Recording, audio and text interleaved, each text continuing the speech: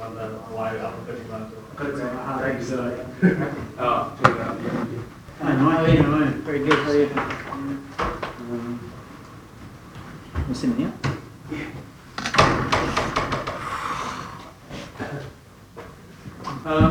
Short session today, Michael, then. Has he hammered you earlier in the week, or is this just a fresh approach to the game?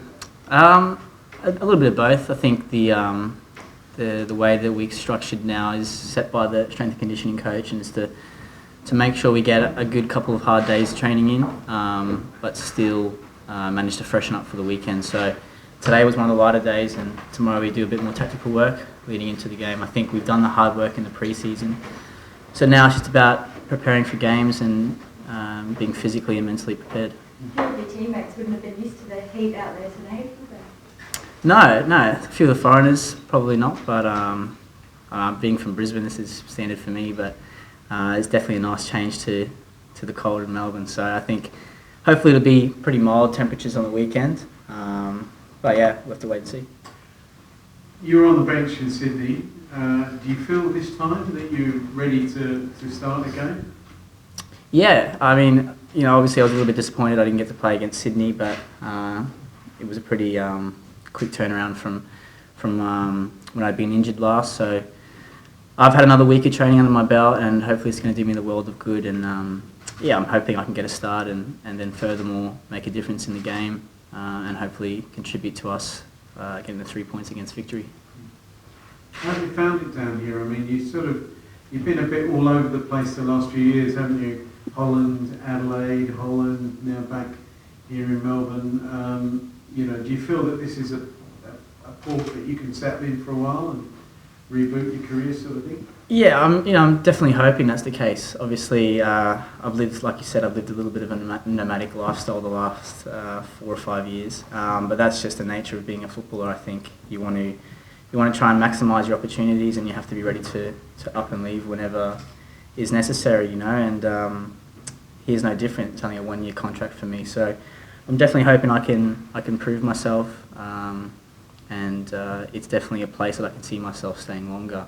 I'm very happy off the park, which is pretty important, and as well as on the park. Obviously, Melbourne City provide everything you need to be a footballer, and it's a really, really happy and enjoyable environment to be a part of every day. As you said, though, a 1-year deal. I mean, is your aim to sort of re-establish yourself and then have another crack at going back to Europe, or would you now say, right, I can make the bulk of my career here? I think it's important to sort of weigh up your options as they come across the table, and for me, it is a risky kind of decision to have only a 1-year contract and stuff like that. But I think I've said it before a few times, the A-League isn't what it used to be. It's now a place where you can really establish yourself and have a strong career, and give yourself pretty much a stepping stone to be a part of bigger things, whether that be Asian Champions League or the national team. And they're two pretty big carrots in a footballer's career, I think. So Asian Champions League is definitely something that I want to achieve in my career, and I think it aligns pretty well with what Melbourne City want to do as well. You spoke about a quick turnaround. You've got the FFA Cup game coming up next week. I mean, you've played in Europe where it's almost 2 games a week. How do you and the team approach the next week or so? Well, I think at the moment all the focus has to be against Victory. I think for us, the 3 games against Victory each year are probably the 3 biggest, apart from finals games. So for us, all of our focus is directed towards winning on Saturday, and that can be a massive step forward in our season.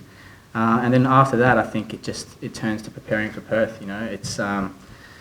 It's definitely a pretty unique trip in terms of there's not many leagues in the world where you have to travel so far to play a league game, play the game, then get back on a jet and play it the next weekend again. So it's a pretty unique circumstances, but I think all of our strength and conditioning coaches and all the staff here are going to do their best to prepare us for both games. So has the schedule changed in any way with that game? It's hard to say. I think we would have had Saturday to Sunday. We would have had 8 days pretty much to prepare for the game against Central Coast, and now it's thrown that a bit around. But I mean, it's can't really complain. We're in a cup semi-final and a chance to make the grand final. So I don't think anyone at the club will complain about that. I know it's off topic a bit, but like FFA Cup, obviously, it's, you know, you're 2 steps away from winning the trophy. How important is that, and what can it do for the club?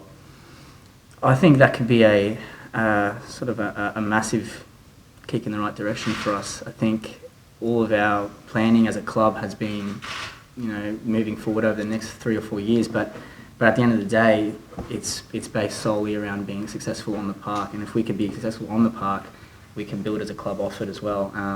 So it's up to us now to I guess, kickstart that sort of upwards trend, and it could be as simple as winning the FFA Cup, which isn't simple, but it's the first piece of silverware for us as a club, which is a massive achievement, and it'd be something to be fantastic to be a part of as a player.